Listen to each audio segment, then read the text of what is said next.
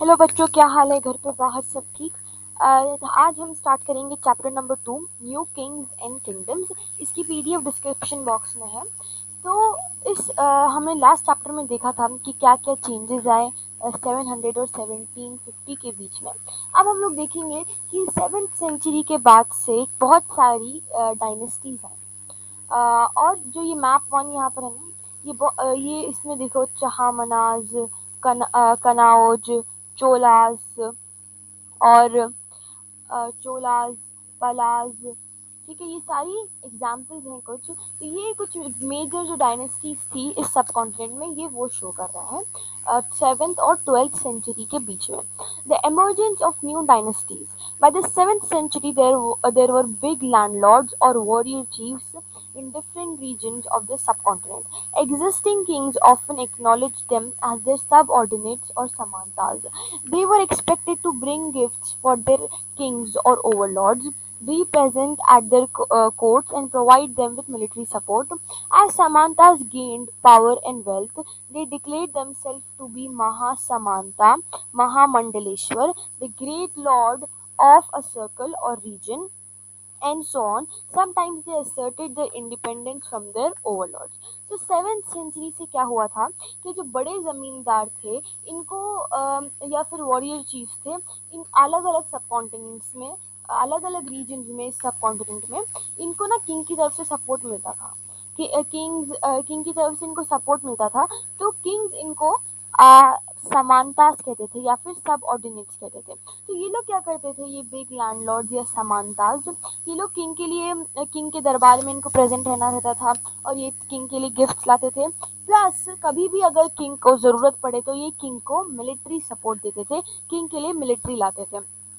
तो जैसे कि समानता के पास पावर आई या वेल्थ आया, तो इन लोगों ने अपने आप को महासमानता डिक्लेयर कर दिया, मतलब महामंडलेश्वरा डिक्लेयर कर दिया।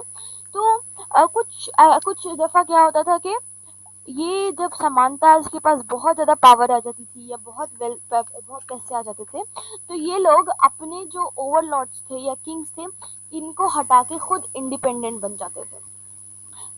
One such instance was that of the Rashtrakutas in the Deccan. Initially, they were subordinate to the Chalukyas of Karnataka.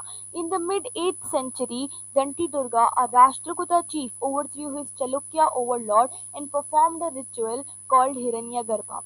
When this ritual was performed with the help of Brahmins, it was thought to lead to the rebirth of the sacrificer as a Kshatriya, even if he was not one by birth. तो क्या ऐसा कुछ example कि जब समानता independent बन गया, तो ऐसा एक इंस्टेंस था, ऐसा एक एग्जाम्पल था राष्ट्रकूटास का जो डेक्कन में थे। कि इसमें क्या हुआ था कि जो राष्ट्रकूटास थे ये लोग समानता थे, सब ऑर्डिनेट थे चलुक्यास के कर्नाटका में। लेकिन ये 8th सेंचुरी में जो दंती दुर्गा था, जो राष्ट्रकूटा चीफ था, उसने अपने चलुक्या ओवरलॉर्ड को हटा दिया, इंडिपेंडेंट बन गया। फिर उसने एक रिचुअल किया हिरण्यगर्भ। ये इंपॉर्टेंट है, ठीक है, ये इंपॉर्टेंट है, इसको याद रखना। हिरण्यगर्भ, इसमें इस रिचुअल में ये ब्राह्मण्स की मदद से ये रिचुअल परफॉर्म किया गया।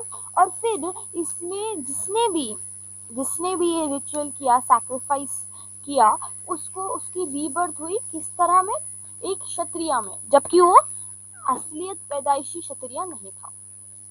In other cases, men from enterprising families use their military skills to carve out kingdoms.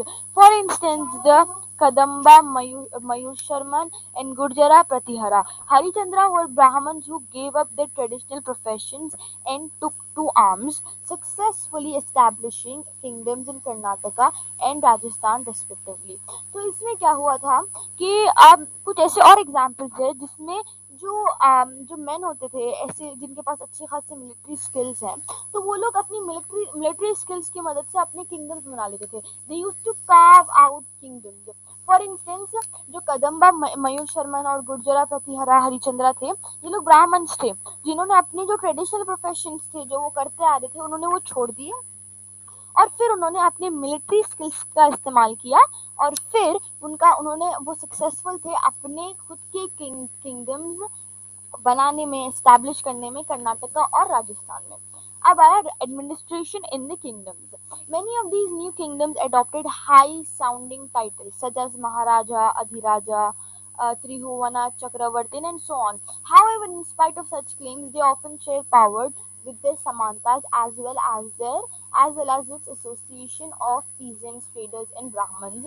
In each of these states, resources are obtained from the producers, that is, peasants, cattle keepers, artisans, who were often persuaded or compelled to surrender part of what they produced. Sometimes they were claimed as rent due to a lord who asserted that he owned the land. Revenue was also collected from traders. अब देखो, अब क्या होता था कि ये Kings अपने आप को मतलब ऐसे बहुत ज्यादा ऐसे बड़े चौड़े लंबे चौड़े टाइटल्स दे देते थे, महाराजा, अधिराजा, त्रिभुवन चक्रवर्ती। तो ये होते कुछ ज्यादा थे नहीं, लेकिन ये अपने टाइटल्स बहुत लंबे लंबे रखते थे। वही मतलब जिस तरह हमने शुरू में पढ़ा था गियासुद्दीन बलबन वाला लाइक एग्जैजरेटेड क्लेम, थोड़ा उसी से सिमिलर कि ये लोग रहते थे छोटे मोटे किंग्स, लेकिन ये लोग अपने आप को लंबे चौड़े टाइटल्स दे देते थे। फिर अ, फिर ये लोग अपने जो समानताज थे इनसे भी अपनी पावर शेयर करते थे, पीजेंट्स और ट्रेडर्स और ब्राह्मण्स के साथ साथ। फिर इसमें क्या होता था कि कुछ रिसोर्सेज प्रोड्यूसर्स से भी लिए जाते थे, जैसे कि पीजेंट्स है, कैटल कीपर्स थे, आर्टिशंस थे, हु वर परसुएडेड। अब इनको कंपेल किया जाता था, तो मतलब इनको फोर्स करके जो भी इन्होंने प्रोड्यूस किया उसमें से थोड़ा सा पार्ट ये लोग रख लेते थे, और कुछ टाइम पे तो वो जो पार्ट लिया गया उसको एक रेंट की तरह भी कह देते थे। ओके, उसको रेंट भी कह देते due to a lord who asserted that he own the land, कि मतलब ये कह दिया कि ये लैंड हमारा था, तो तुमने इधर जो प्रोड्यूस किया ये हमने, अब जो थोड़ा सा पार्ट हमने लिया ये एक रेंट की तरह लिया। फिर रेवेन्यू भी लिया जाता था ट्रेडर्स से, मतलब एक फीस टाइप पैसे भी लिए जाते थे ट्रेडर्स से।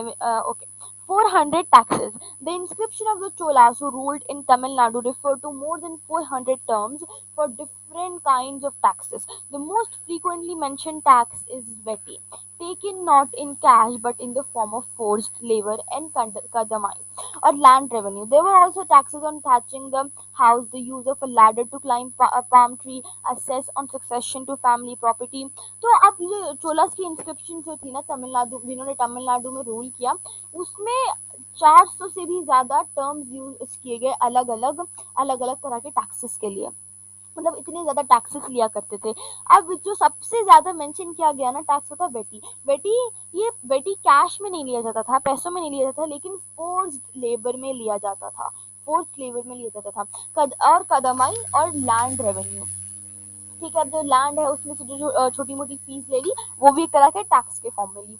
अब देवर ऑल्सो, अब इतनी छोटी छोटी चीजों के ऊपर भी टैक्स लिए जाते थे कि अगर पाम ट्री का क्लाइंब करने के लिए लैडर इस्तेमाल किया उसके लिए टैक्स, ठीक है, तो बहुत छोटी छोटी चीजों के ऊपर भी टैक्स लिए जाते थे। These resources were used to finance the king's establishment as well as for the construction of temples and forts. They were also used to fight wars which were in turn expected to lead to the acquisition of wealth in the form of plunder and access to land as trade routes. अब ये जो taxes लिए जाते थे ये king को finance करने के लिए लिए जाते थे, और जो टेम्पल्स हैं और फोर्ट्स हैं इनको इनको बनाने के लिए, या फिर जो वॉर्स के टाइम पे जो पैसों की ज़रूरत पड़ती है वो ये टैक्स के जरिए लेते थे। The functionaries for collecting revenue were generally recruited from influential families and positions were often hereditary. तो ये जो रेवेन्यू कलेक्ट करते थे ना लोग, ये जो फीस कलेक्ट करते थे, ये नॉर्मली जो मतलब अच्छे फैमिलीज है, अच्छे वेल्दी फैमिलीज है, इन्फ्लुएंशियल भी है, और इनकी जो पोजीशन होती थी, जो भी टैक्स कलेक्ट कर रहा है ये हेरिडिटरी होती थी। मतलब अभी एक ने कलेक्ट किया, फिर उसके बच्चों ने कलेक्ट किया, फिर उसके बाद उसके बच्चों ने कलेक्ट किया, तो इस तरह ये पोजीशन हेरिडिटरी होती थी। This was true about the army as well in many cases. Close relatives of the king held these positions. हाँ, तो ये पोजीशंस मोस्टली हेरिडिटरी होती थी। अब ये हेरिडिटरी वाली जो बात है ये ना आर्मी में भी लगती थी, और क्या कहते हैं फंक्शन सॉरी रेवेन्यू कलेक्शन में भी लगती थी। और ये जो रोबी रेवेन्यू कलेक्शन होता था और ये जो आर्मी में थे ये लोग किंग के जो बहुत बहुत करीब के लोग थे ना, ये इन्हीं को मिलती थी, ये जो किंग के क्लोज रिलेटिव्स होते थे। Prashastis and land grants.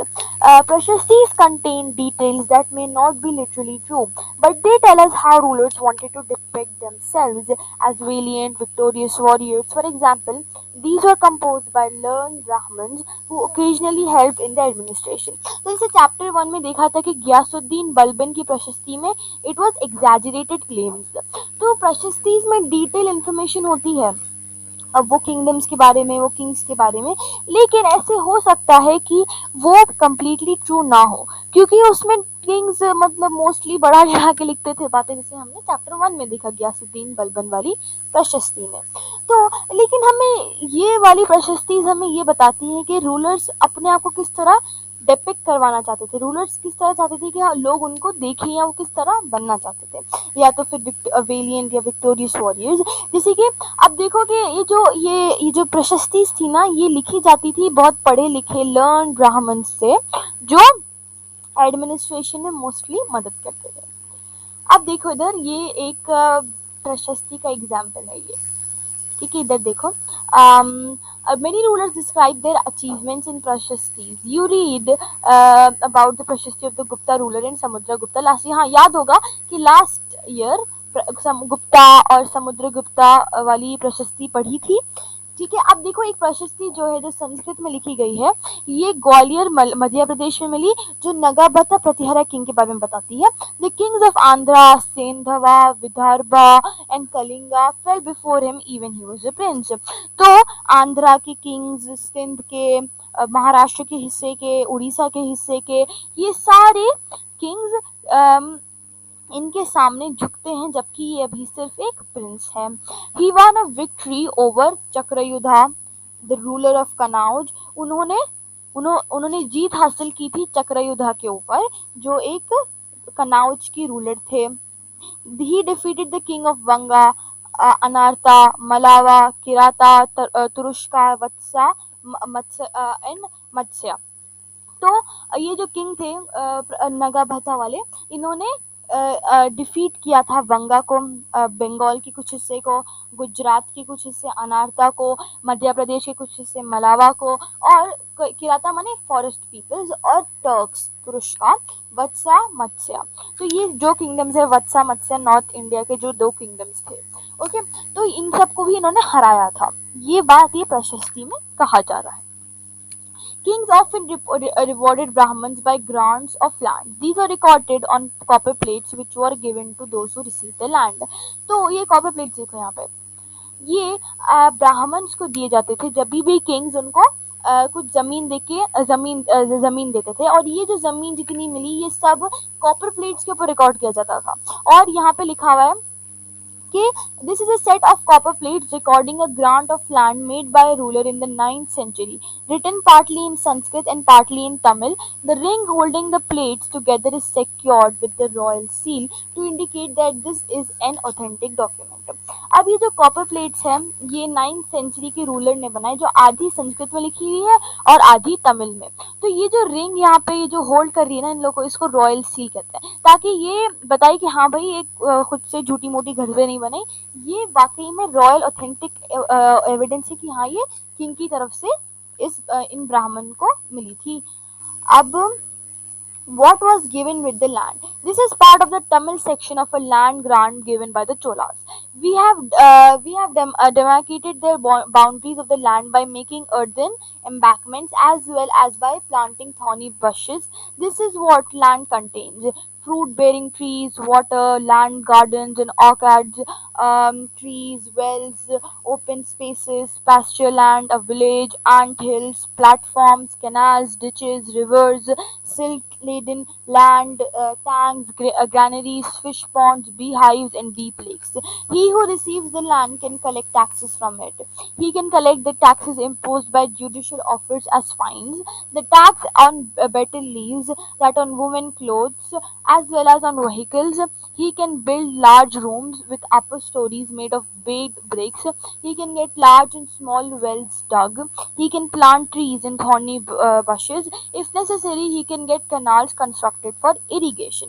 He should ensure that water is not wasted and that embankments are built. अब देखो इसमें ना ये बताया गया है कि तमिल एक सेक्शन है, ठीक है, जो तमिल सेक्शन तमिल में लिखा गया था, जिसमें बता रहे हैं कि भाई चोलाज ने जो लैंड दिया था उसमें क्या क्या है और क्या क्या रूलिंग्स है, रेगुलेशंस है, ठीक है।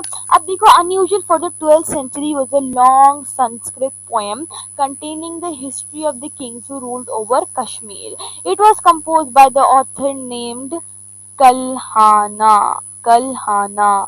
He used a variety of sources, including inscriptions, documents, eyewitness accounts, and earlier histories to write his account. Unlike the writers of Prashastis, he was often critical about rulers and their policies.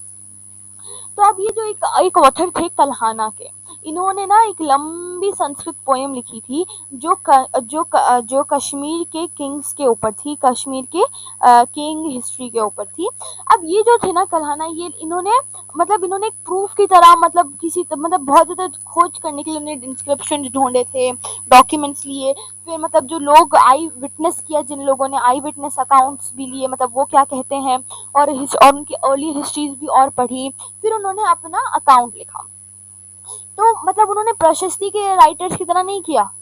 क्या कहना चाह रहे हैं इधर, प्रशस्ति के writer की तरह नहीं किया, अनलाइक द राइटर्स ऑफ प्रशस्तीज, जो सिर्फ बड़ा चढ़ा के लिख देते थे। तो इन्होंने पहले पूरे